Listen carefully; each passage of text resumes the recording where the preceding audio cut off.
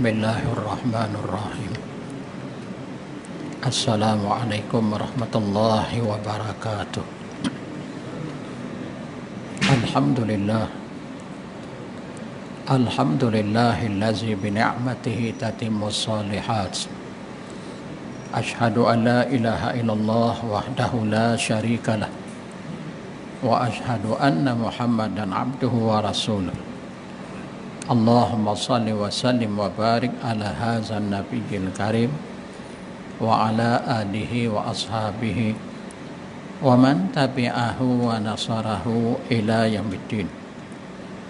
Rabbi syrah li sadri wa yassir li amri wahlul 'uqdatam min lisani yafqahu qawli, amma ba'd.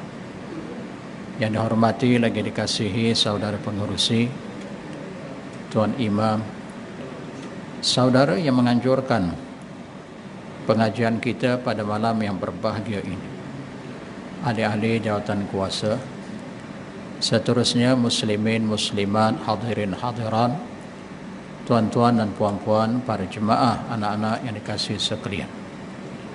Syukur alhamdulillah kita masih lagi dipertemukan oleh Allah. Kita masih lagi berada di permukaan bumi Allah. Mudah-mudahan kehidupan kita sentiasa dirahmati, diberkati dan diredai oleh Allah. Baik, tuan-tuan, ibu-ibu, anak-anak yang dikasihi sekalian, kita masih lagi membicarakan kitab Tazkiyatul Anfus yang bermaksud penyucian jiwa. Allah berfirman dalam surah Asy-Syams, yakni surah Matahari, juzuk yang ke-30 pada ayat yang ke-8. Pada ayat yang ke-9 sehingga ayat yang ke-10. A'udzubillahi minasyaitonir rajim. Qad aflaha man zakkaha wa qad khaba man dassaha. Yang bermaksud sungguh beruntung orang yang mensucikan diri, yakni orang-orang yang beriman. Allah menyebut, Allah berfirman, qad aflaha man zakkaha, sesungguhnya. Perkataan qad dalam ilmu nahwu wa sarf adalah harfu tahqiq. Apa maksud harfu tahqiq? Sungguh-sungguh, benar, betul. Maka Allah membenarkan, Allah membetulkan bersungguh-sungguh. Qad aflaha man zakkaha, sesungguhnya beruntunglah, berjayalah orang-orang yang membersihkan, mensucikan jiwanya. Bagaimana orang itu boleh membersihkan, mensucikan hati dan jiwanya? Wa dzakara asma rabbih fasalla, dan mengingati Rabbnya dalam keadaan ia bersalat. Ya, bagaimana dia boleh membersihkan, mensucikan jiwa dan dirinya? Kerana dia mengingati akan Tuhannya. Wa dzakara asma rabbih. Seseorang yang mengerti Allah dengan lisan, dengan perbuatan, bahkan dengan hati. Ada 3 cara kita boleh mengingati Allah. Pertama, dengan lisan. Dengan lisan boleh secara sir. Sir bermaksud secara sembunyi, telinga dia dengar. Atau secara jahar, orang lain boleh mendengar apa yang dizikirkan, apa yang diucapkan dengan lisannya. Kita boleh bersihkan jiwa kita, diri kita dengan zikir, qaul, perkataan. Contohnya subhanallah, alhamdulillah, Allahu akbar, wala haula wala quwata illa billah, la haula wala quwata illa billah. Kemudian yang kedua, kita boleh berzikir, mengingati Allah dengan fi'li, dengan perbuatan. Contoh, kita salat, Allahu akbar, Allahu akbar, ruku', sami Allahu liman hamidah, i'tidal dan lain-lain. Kita boleh membaca Al-Quran, perbuatan, ya, merangkumi qaul dengan fi'li. Dia tengah duduk baca Al-Quran, dia tengah berdiri, dia tengah dalam keadaan pembaringan, baring. Kita baca ayat Al-Quran, tabarakalladzi biyadihil mulk wa huwa ala kulli syai'in qadir, sampai habis terlelap. Masya-Allah wa tabarakallah. Kemudian kaifiat yang ketiga, boleh mengerti Allah dengan qalb, dengan hati. Walaupun dengan hati ini manusia tidak mengetahui, siapapun di kalangan makhluk Allah tidak mendengar, tidak mengetahui, tapi di antara dia dengan Allah, Allah dengan dia sama-sama mengetahui. Contoh tuan-tuan, ibu-ibu berada dalam majlis ilmu, mata pejam. Badan kita bersandar dekat tiang, bersandar dekat dinding, pejam. Nampak pada zahirnya macam tidur, tapi hati ingat ke Allah. Lain macam bunyinya Ustaz. Bukan lain macam, macam-macam. Nampak macam tidur, tapi hatinya subhanallah, subhanallah, subhanallah. Kita tengok, wah tidur. Kita menghukum dia tidur, tapi hakikatnya dia lebih tahu akan dirinya, Allah yang lebih tahu. Kita tak tahulah betulkah dia tidur betul atau dia pejam mata, nampak macam tidur, tapi hakikatnya hati mengingati Allah. Wallahu alam, dirinya yang lebih tahu. Sebab itu ada ketikanya hukum pada zahir itu tidak menepati dengan hukum hakikat. Ya, dalam hukum fiqh kita kena hukum dengan hukum zahir. Tetapi ada ketikanya dalam bab-bab tertentu hukum zahir tidak menepati hukum hakikat. Faham? Apa contoh? Ada satu cerita. Tok Imam ni lepas solat dia pergi ke kedai. Di hadapan kedai Toto. Entah macam mana jumpa kawan lama. Dia pun perhati kawan tu, kawan pun perhati dia. Kalau tak silap kamu ni si Mat kan? Si Mat bagian-bagian, Mat kan? Ya. Kalau tak silap pun kamu kan si Ahmad kan? Kamu Ahmad. Ya, Masya Allah, ya Allah. Rasa-rasa dah 30 tahun. Betul ya? Kemudian nak sembang, maaf saya sebenarnya ada hal. Sekejap je nak pergi kedai. Kan? Tak apa begini. Waktu yang free saya dan kamu, nanti kita mengetih. Kedai kopi, kedai mamak, terpulanglah. Lapang saya, lapang kamu. Nanti kita bincang. Tapi maaf, hari ini saya tak bawa telefon. Terlupa buat handphone. Cari ada kertas. Depan Toto tadi. Dan dia tak perasan. Di belakang tu tulis Toto. Dia ambil yang kosong. Ada pen tulis. Berapa nombor? Nombor telefon kamu. Terlupa pula nak buat handphone. Kalau ada handphone kita direct. Tak apa saya tulis. Berapa? 01944. Nanti saya telefon lah ya. Lama kita tak jumpa macam-macam cerita. Ya, tak apa, okey. Assalamualaikum, assalam. Baik, masuk okey. Sampai waktu solat, pakaian yang sama dia bawa. Bila solat, sujud Tok Imam. Kebetulan dia ni pun imam. Sujud, kipas tiup, jatuh. Bergolek-golek kertas tadi, saf pertama, kedua, ketiga. Maka jemaah yang ketiga tadi ambil. Astagfirullah. Bila dia tengok Toto ada nombor di belakang, dia pun tunjuk kat kawan sebelah. Sepatutnya orang yang berilmu, orang yang ihtiyat, yang hati-hati, dia tak akan bertindak tunjuk kat kawan sebelah. Dia tengok, astagfirullah, masuk dalam hati kecilnya nanti, face to face. Nanti habis solat sunat ni, Tok Imam nak keluar daripada masjid, aku tunggu kat pintu nak tanya. Itu pun kita jangan marah-marah. Assalamualaikum nanti. Dalam hati itu dah terkata. Aku nak tanya betul-betul. Jujur dan amanah. Apa benda ni? Tapi kalau orang yang tidak cermat, tidak ihtiyat, ditunjuk kawan sebelah.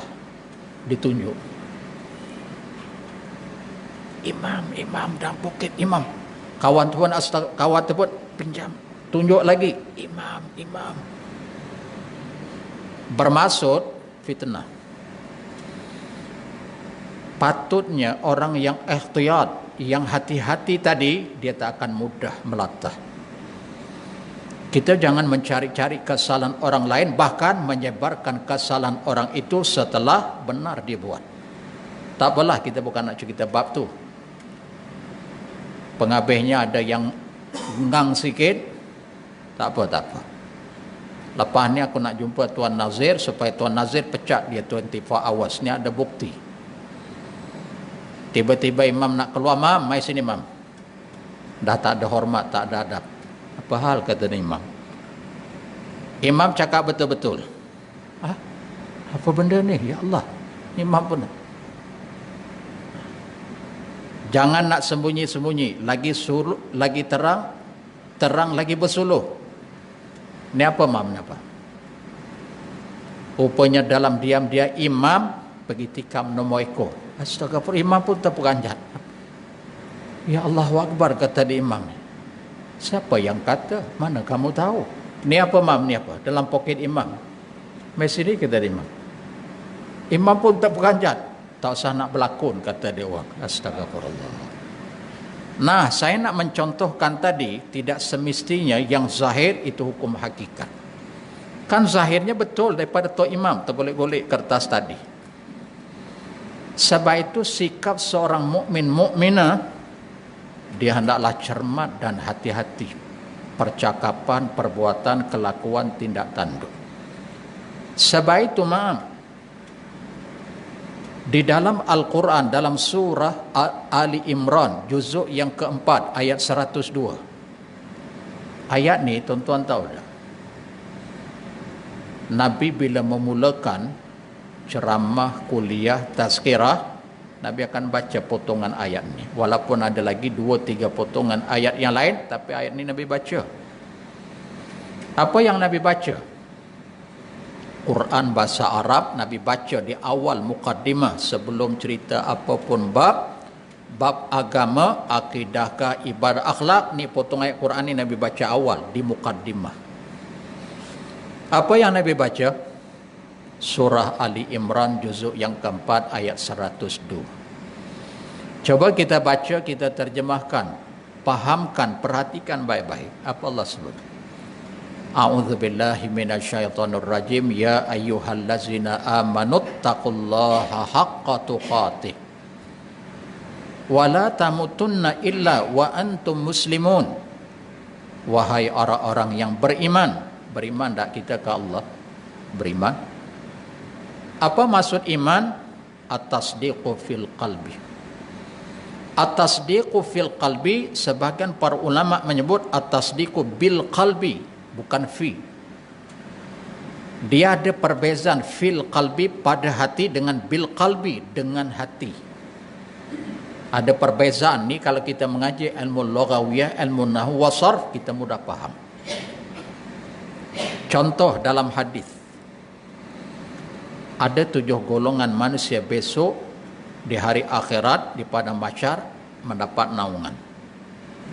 Sab'atun yuzillihumullah yawma la zilla illa zilluh. 7 golongan, salah satu di antara 7 tu Nabi sebut. Ada keperbagian hadis yang saya temui. Ada hadis menggunakan fil masajid, ada hadis gunakan bil masajid. Warajulun qalbuhu mu'allaqum bil masajid. Seorang hamba Allah yang hatinya bergantung bil masajid, dengan masjid. Hatinya bergantung dengan masjid. Oh, besok di hari akhirat di padang mahsyar dia mendapat naungan arasy Allah. Hadis yang lain saya lihat fil masajid, seorang hamba Allah warajulun qalbuhu mu'allaqun fil masajid. Hamba Allah yang hatinya bergantung pada masjid, fil masjid atau fil masajid, bergantung pada masjid. Tertarik hatinya fil masajid, pada mana-mana masjid. Kalau fil masajid, seolah-olah balik je ke rumah, keluar daripada pintu masjid, bil masajid, dia bergantung. Lepas ni kalau panjang umur, sehat, tak parah, aku datang lagi masjid ni. Kalau aku tak ke masjid ni pun, aku pergi mana-mana, balik kampung, ada masjid, aku singgah. Dia bahasa Arab ni sangat halus. Ada alif lam sebagai contoh yang lain, namanya ma'rifah. Tak ada alif lam, namanya nakirah. Sebab itu kalau kita mencermati dalam ilmu lughah, maaf, kita belajar sikit ilmu lughah. Seseorang yang beri salam kepada seseorang dengan kalimah alif lam wajib ittifaq, yang mendengar jawab. Assalamualaikum, ada alif lam ma'rifah kerana khususiyah kepada dia. Alif lam ma'rifah maksudnya alif lam khususiyah kepada kamu. Assalamualaikum, selamat sejahtera ke atas kamu yang dengar. Ittifaqul ulama, kesepakatan para ulama kata wajib jawab. Waalaikumsalam, juga ada alif lam khusus kat dia. Seandainya dia beri salam ni, maaf tak ada alif lam, gunakan nakirah. Assalamualaikum, tak ada alif lam ya, sin terus. Assalamualaikum, kawan tu tengok. Assalamualaikum. Peka ke kamu? Tak peka. Kamu tak jawab berdosa. Beri salam sunat, jawab wajib, betul. Tapi yang bagaimana yang wajib? Kerana kamu beri salam tadi, salamun alaikum, alaikum kalimah kum. Kalau digunakan kalimah salamun alaika, gagah lagi pasal dia ka. Kum ni keseluruhan. Dia pun tengok, kamu beri salam ke aku ke kak? Pasal belakang ni pun ada kak 3-4 orang. Kak kamu lah, janganlah lawyer buruk. Saya tak lawyer buruk. Sebahagian para ulama lughawiyah menjawab tak wajib menjawab, hanya sekadar sunnah. Memang hukum menjawab salam ittifaqul ulama wajib. Beri salam kesepakatan para ulama kata sunat, betul. Tapi cara kamu beri salam nakirah. Nakirah tu umum. Betul kamu tuju kat saya, tapi maaf di hujung tu kum. Kan kalau seorang demi seorang, kaifahaluka. Betul? Kalau ramai, kaifahalukum. Kamu tadi beri salam, dah lah tak ada alif lam. Kum pula. Salamun alaikum. Dia pun tengok. Ini pun ada tak 3-4 orang. Kum tu maksudnya ramai. Walaupun saya faham maksud kamu kat saya, tapi nak ceritanya, wajibkah saya menjawab? Hukum asal wajib. Tapi oleh kerana tak tepat sebutan kamu, tak wajib jawab. Ni kalau orang mengaji al-munah wa sarf, dia mudah faham. Faham tak? Sama juga kalimah bil masajid dengan fil masajid. Bil dengan masjid hatinya. Sebab itu tuan-tuan ibu-ibu yang dirahmati Allah, perhati dah. Kalimah basmalah dimulai dengan ba. Apa maksud ba? Kita makan kan, bismillahirrahmanirrahim. Dia kita makan ni, kita nak uduk kah? Dia ada 2 tau, kalimah basmalah. Kita boleh sekadar menyebut bismillah makan. Atau nak memulakan uduk, ya terlaksana hukum sunnah. Sempurna bacaannya bismillah makan, atau bismillah basuh tangan, ya terangkat pahala sunat. Mungkin orang yang kurang faham dalam bab agama, kurang faham dalam bab lughawiyah, apa ni kamu makan baca bismillah, tak tamam, tak sempurna. Paling kurang pun kena bismillahirrahmanirrahim, barulah tamam. Apa ni kamu duduk ni tak sempurna, tak tamam. Kenapa kamu bismillah basuh tangan? Yang sempurna bismillahirrahmanirrahim. Sekadar bismillah tak tamam. Masya Allah. Tengok. Tuan-tuan ibu-ibu yang dirahmati Allah, coba kita lihat dalam kitab Al-Azkar. Saya tak sebarangan. Kitab Al-Azkar karangan Imam An-Nawawi rahimallahu ta'ala.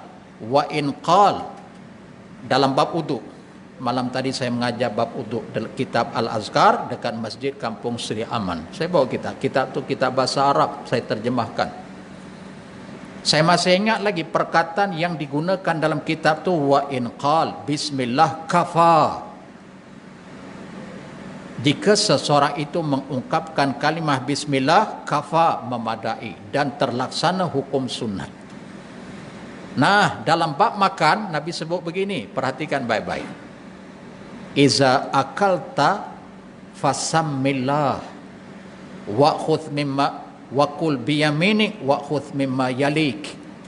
Nabi perintah dekat anak tirinya, anak kepada Ummu Salamah, suaminya syahid di medan pertempuran, habis iddah Nabi ambil. Nabi jadikan sebagai isteri Nabi.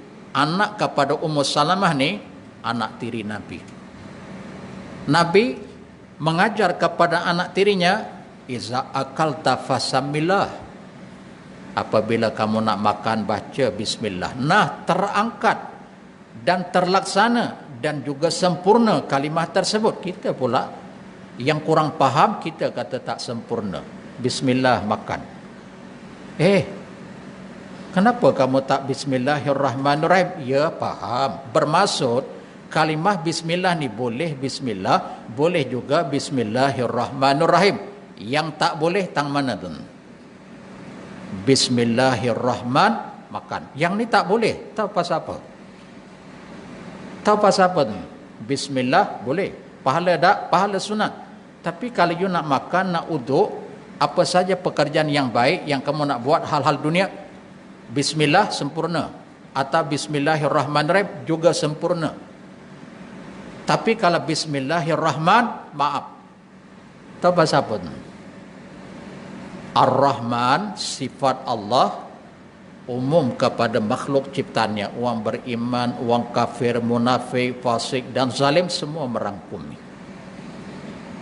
Ar-Rahman, seolah-olah kita orang beriman ni dengan orang kafir di sisi Allah berbeza. Kita bila kita beriman, sudah ada tempat kita besok di hari akhirat, syurga. Walaupun nak masuk syurga, dia ada syarat-syarat. Tapi maksudnya bila beriman, dah ada dah syurga. Tapi orang kafir, dia tak ada dijanjikan syurga. Kamu orang beriman, kenapa kamu berdoa, berzikir, memulakan kerja-kerja yang baik? Contoh nak makan, Bismillahirrahman. Kenapa you tak baca Ar-Rahim? Sebab Ar-Rahman umum kepada semua makhluk. Tuhan bagi sifat pemurahnya. Allah ni Allah bagi. You kafir, you Islam, you fasik, munafik, zalim, semua Allah bagi. Tapi Ar-Rahim, pengasihnya Allah ini khususiyah kepada orang-orang yang beriman sahaja. Faham? Kita yang kurang faham ni, kita pula memandai-mandai. Sama juga maaf ya, istighfar, kebiasaan kita ni istighfar, kita 3 kalimah, 3 huruf. Astaghfirullahal azim. Betul? Kadang kita baca sekali, kadang baca 3 kali, kadang lebih. Astaghfirullahal azim, astaghfirullahal azim. Salah tak? Tak, betul. Ada hadis riwayat Imam At-Tirmizi. Tetapi ada hadis juga yang menjelaskan kebiasaan kekerapan Nabi istighfar. Hadis riwayat Imam Muslim bersumberkan daripada Thauban. Siapa dia Thauban? Pembantu khadam Nabi. Dia kerap dengan Nabi. Lepas solat, tak kira fardu sunat, Nabi istighfar 2 kalimah. Boleh rujuk dalam kitab Al-Adhkar, boleh rujuk dalam kitab Riyadus Salihin, pengarang yang sama. Imam An-Nawawi wafat tahun 676 Hijrah. Usianya 45 tahun. Nabi istighfar 2 kalimah. Astaghfirullah, astaghfirullah, astaghfirullah. Thalatha marat, 3 kali. Langsung Nabi menyudahkan. Allahumma antas salam minkas salam tabarakta ya zal jalal wal ikram. Kita mungkin yang kurang faham, kita mesti kita dengar dia astagfirullah. Bila dah habis kita istighfar, kita tegur, maaf ya kamu tadi istighfar kamu tak sempurna. Tang mana pula aku tak sempurna? Tadi kan kamu sebut astagfirullah. Sepatutnya yang betul, yang sempurna astagfirullahal azim. Ada kalimat al-azim, kamu tak sebut al-azim, kamu tak tamam, kamu tak sempurna, tak cukup. Jadi kalau saya baca astagfirullah tak berpahala, bukanlah tak pahala, tapi nuksan, kurang. Kita memandai-mandai. Tak boleh tak? Persoalannya boleh tak saya baca? Boleh tu boleh, tapi kita walhal Nabi baca yang begitu. Dan tak menyalahkan juga yang membuat pena al-azim. Dua-dua betul. Cuma yang saya maksudkan, kalau adalah yang baca 2, kita 3, kita rasa dia tak tamam. Kita merasakan betul tak? Jawapannya tak betul. Dia sama juga kalimah, maaf, kalau orang beri salam. Ini kadang-kadang kita tak perasan. Dia salam ni ada 3 cara. Assalamualaikum, cara yang pertama. Cara yang kedua, Assalamualaikum warahmatullahi. Cara yang ketiga, Assalamualaikum warahmatullahi wabarakatuh. Kan sebahagian orang diberi salam ada kalimah ta'ala. Betul. Assalamualaikum warahmatullahi ta'ala wabarakatuh. Walau kalimat ta'ala tu tak ada dalam hadis, tapi kita bukanlah nak kata wah sebut kalimat ta'ala tu salah, bukan. Cuma kadang-kadang kalau ada orang memberi salam, Assalamualaikum warahmatullahi wabarakatuh. Okey dah kawan tu dengar, Waalaikumsalam warahmatullahi wabarakatuh. Cuma ada sikit aku nak buat penambahan, nak buat correction, nak buat teguran kat kamu. Kamu terlupa kalimah ta'ala. Kalau ada ta'ala, kamu dah tamam, sempurna 100%. Kita pula yang ajar dia begitu. Walhal dalam hadis, lihat dalam kitab Riyadus Salihin. Dia 3 cara tak ada kalimat ta'ala. Kerana sebahagian para ulama menyebut ta'ala ni hanya Allah. Qala Allahu ta'ala. Bila sebut ta'ala Allah. Wahwal aliyul azim. Surah Al-Baqarah. Juzuk yang ke-3 ayat 255. Wahwal aliyu. Dia Allah maha tinggi sifat. Kita beri salam ni kat manusia, makhluk. Sehebat mana sekalipun dia cukup sekadar yang Nabi ajar. Nak tamam, sempurna, Assalamualaikum warahmatullahi wabarakatuh. Itu yang Nabi ajar. Bukanlah kita nak kata kalau tambah ta'ala tu haram. Bukan, isunya bukan begitu. Cuma ada yang beri salam begini, ada yang menegur. Tak tamam, tak ada kalimah ta'ala. Kan? Agak-agak siapa benar, siapa salah. Kan? Baik, tak apa. Kita jangan bahas panjang bab tu. Nanti kita tak kesampaian nak bahas. Tentang tazkiyatul anfus, penyucian, pembersihan jiwa. Nah, kesinambungan ayat tadi, wa dzakara asma rabbih fasalla. Siapa yang boleh membersihkan hati dan jiwanya dengan mengingati Allah, langsung ke muncak daripada mengingati Allah, fasalla. Ingat Allah dulu, kemudian salat. Kerana salat ni, Masya Allah wa tabarakallah, amalan yang sangat istimewa. Rasulullah setelah bertemu dengan Allah, maka dah bertemu dengan Allah, dianugerahkan salat. Maksudnya besok siang malaikat Jibril ajar kaifiat diterima amalan salat Mi'raj. Sebab itu sebahagian hadis, sebagian ulama menyebut hadis, walaupun hadis ini dhaif, as-salatu mi'raj. Salat itu naik. Keperbagaian tafsir para ulama hadis. Nabi dapati amalan salat ketika pertemuan Nabi dengan Allah di Sidratul Muntaha. Ya. Nabi turun langit ke-7, Nabi Ibrahim langit ke-6, Nabi Musa AS. Nabi Musa tanya, apa pertemuan kamu dengan Tuhanmu, apa yang kamu dapat? Apa yang kamu perolehi, apa yang dianugerahkan oleh Tuhanmu kepada kamu? Salat 50 waktu. 50 kata Nabi Musa. Ini kisah ni kita dah sedia maklum. Sebab itu rukun Islam yang kedua selepas syahadah, salat. Kerana dalam salat dia ada 3, perkataan, perbuatan dan hati. Kan? Komplit. Hati, perkataan, perbuatan. Allahu Akbar, mulut menyebut, di samping berdiri, perbuatan. Maksudnya keperbagaian komplit. Kan? Bahkan amalan yang mula-mula besok dihisab di hari akhirat, mula-mula dihisab selepas di Islam, lepas dia bersyahadah, Allah tahu dia seorang muslim, dia seorang muslimah, mukmin mukminah.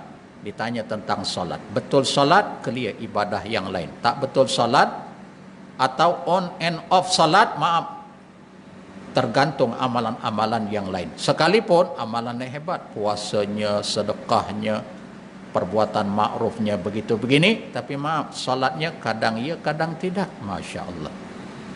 Kan? Baik, kita berhenti dulu bab tu. Beruntunglah orang yang mensucikan jiwanya, yaitu dengan melakukan ketaatan kepada Allah dan membersihkannya dari akhlak-akhlak yang tercela dan hal-hal yang hina.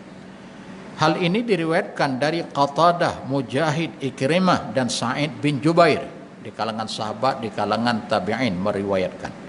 Ya. Kemudian kita lihat perbahasan para ulama tentang tazkiyah.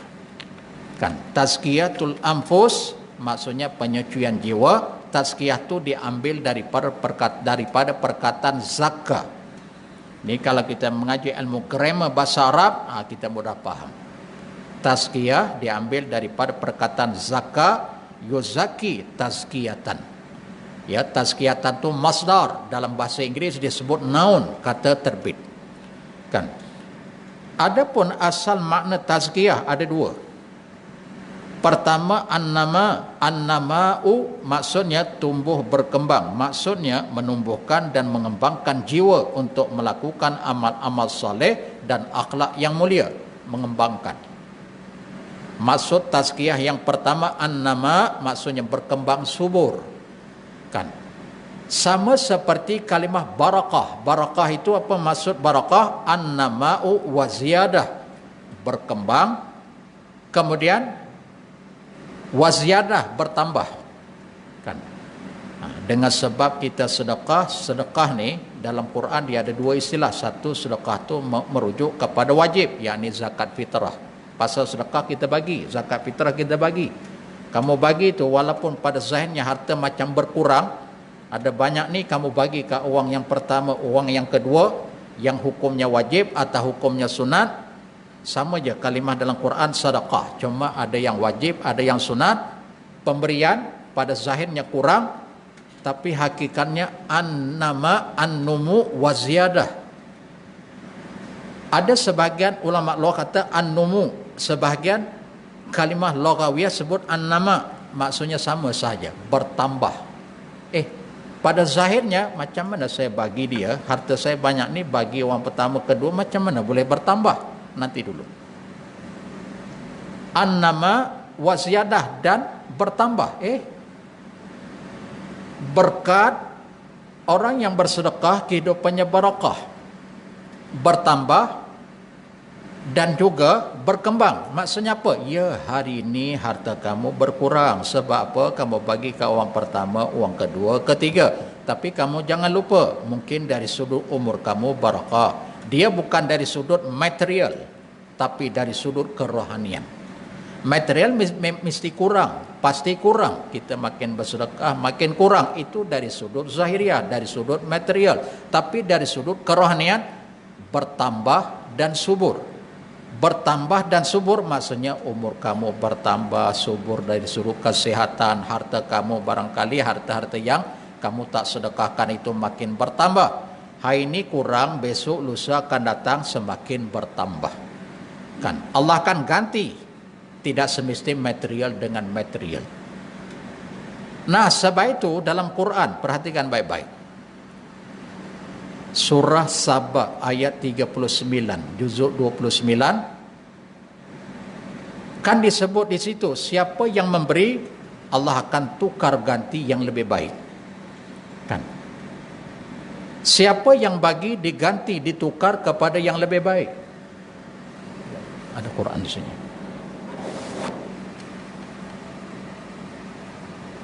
Cari Quran.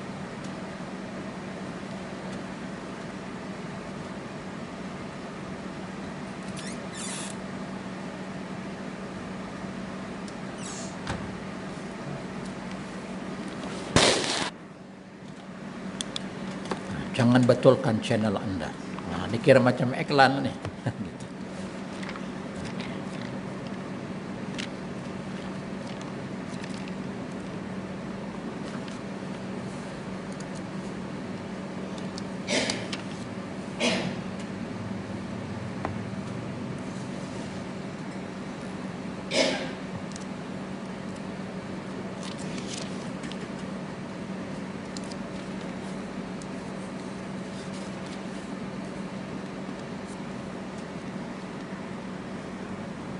Saya baca ayat ni ya. Tuan-tuan, ibu-ibu yang dirahmati Allah, Masya Allah. Masa saya pergi umrah, bawa jemaah. pergi ke Taif. Dekat Taif ni dia ada 4 muzium. Muzium pertama, muzium kedua, ketiga, keempat. Ikut nasib-nasib jemaah rombongan yang saya bawa. Dia ada banyak muzium. Salah satu muzium tu tuan-tuan tahu dah. Saya masuk dalam muzium tu dalam kaca macam ni. Quran tulisan tangan. Tapi dah dicetak tulisan tangan. Dia terbuka surah Sabah. Ini surah yang saya nak baca, terbuka. Saya pun berhati, saya baca. Cuma saya tertarik pada ayat yang ke-39. Ayat 39 surah Sabah juzuk yang ke-22. Apa Allah sebut? Mula-mula Allah sebut, "Qul inna rabbi yabsutu rizqa liman yasha wa yaqdiru lah." Katakanlah, hai Muhammad, sesungguhnya Tuhanku yabsut, membentangkan, ya, menganugerahkan rezeki. Rezeki ini tak semestinya wang ringgit. Isteri yang salihah, anak yang saleh-salehat, suami yang saleh, jiran tetangga yang saleh-salehat, harta, benda yang baik, pekerjaan yang baik, masya-Allah, kesehatan yang baik, kan? Katakanlah Muhammad, sesungguhnya Tuhanku membentangkan rezekinya lima yasha min ibadi, kepada sesiapa di kalangan hambanya yang ia kehendaki, wa yaqdirullah, dan Allah menentukan, Allah menetapkan. Wa yaqdirullah, dan Allah dah tentukan, Allah dah tetap qadar. Kemudian apa lagi Allah sebut?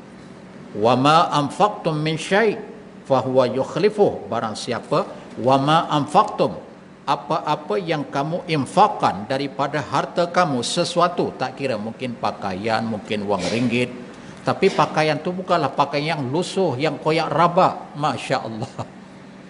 Pasti orang yang masuk dalam tong-tong tu, tong-tong mesti pakai yang dah tak pakai, dia akan masuk. Kan? Pakaian yang cantik, yang indah tak ada pasal. Walhal hakikatnya kita nak infak, nak bagi ke orang lain, kena bagi yang baik-baik. Sebab itu ada sahabat saya dekat masjid, Ustaz, yang dalam-dalam pun dia bagi, saya tengok yang dah bocor 3, yang koyak rabak, astagfirullah, ini kain buruk.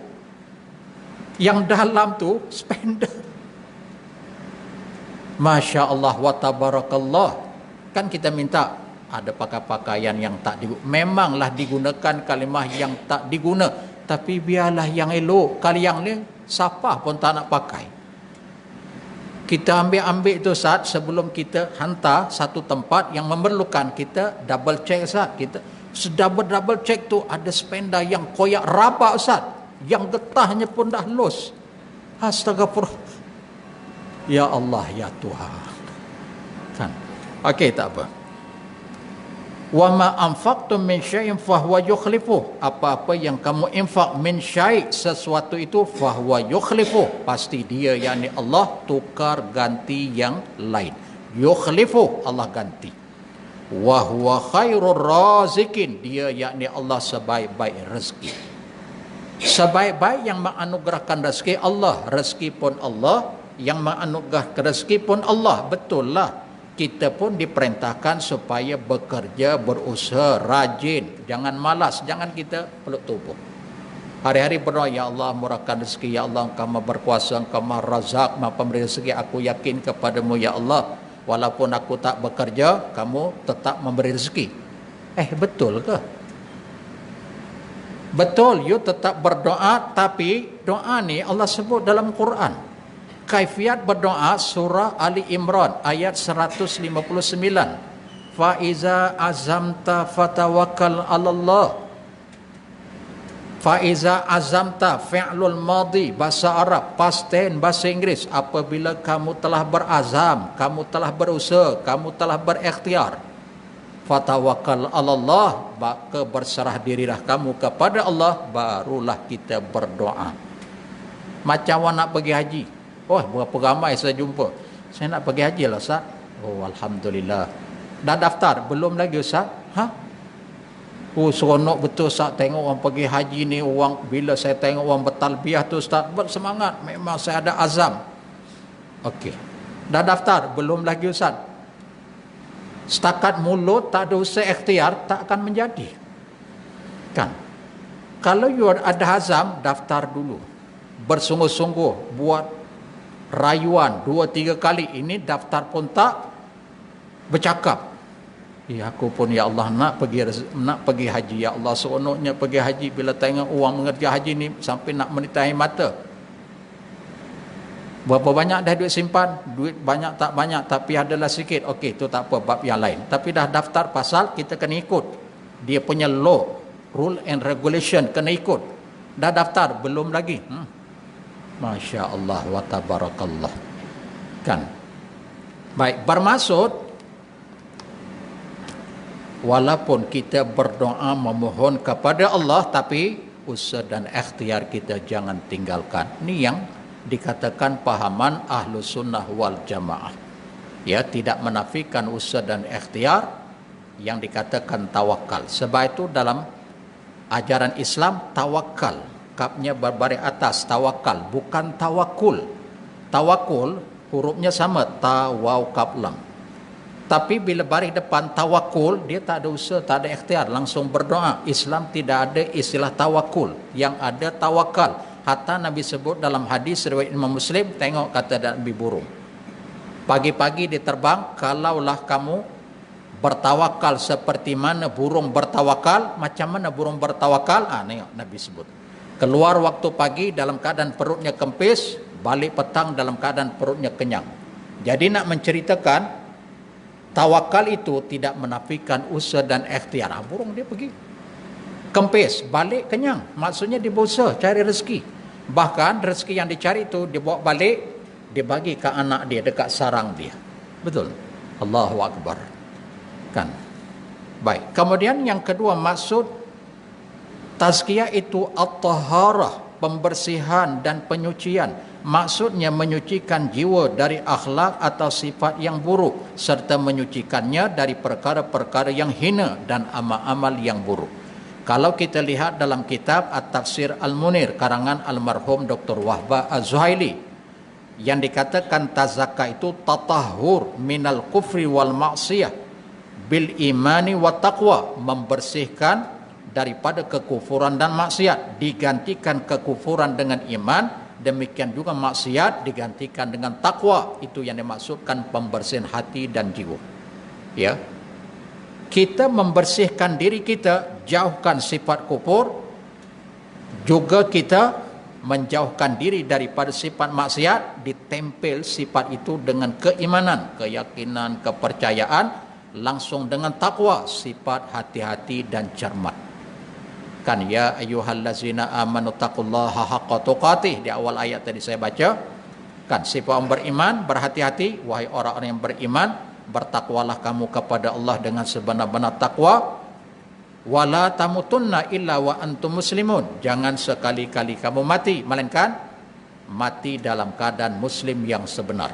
Takwa sebenar-benarnya, haqqa tuqatih. Haqqa tuqatih ni maksudnya orang beriman ni cermat, tutur kata, kelakuan, perbuatan dengan sesiapa saja, hatta ketika dia bersendirian. Apa maksud ketika bersendirian? Berjalan bersendirian pun tak boleh menghentak-hentakkan kaki dalam keadaan sombong gah. Wala tamshi fil ardi maraha, kamu jangan berjalan permukaan bumi Allah dalam keadaan gah sombong. Kita tak ada kena dengan makhluk Allah, cuma berjalan, itu pun ditegah oleh Allah. Kalau cakap pula dengan manusia, wala tusair khaddaka linnas, kata dia Allah, jangan kamu bercakap dalam keadaan pipi memalingkan. Kamu tanya khabar kat dia, apa khabar? Paling. Aku ni kira baik je. Masya Allah, begitukah adab akhlak? Kan, itulah yang dikatakan tazkiyatul anfus, membersihkan diri dengan iman, dengan takwa, menjauhkan sifat maksiat dengan kufur, dengan membiasakan diri kita dengan iman, amal soleh, dengan keyakinan penuh, dengan keikhlasan, menepati sunnah Nabi SAW. Kita dah masuk isyak dah. Berapa minit? 2 minit. 2 minit kita boleh berhentilah ya. Kita tak payah panjang-panjang. Ya, yang penting kita faham, kemudian kita dapat intipati konten, kemudian kita beramal. Kita beramal, kita share yang baik kepada orang lain, terutama pada ahli keluarga kita yang terdekat. Kan, mudah-mudahan yang baik sama-sama kita amalkan, yang tidak baik kita istighfar memohon keampunan kepadanya. Aqul qawli hadza wa astaghfirullah Wabillahi taufiq wal hidayah. Assalamualaikum warahmatullahi wabarakatuh. Takbir. Ganti Haji Nordin. Insya Allah yarham. Allah.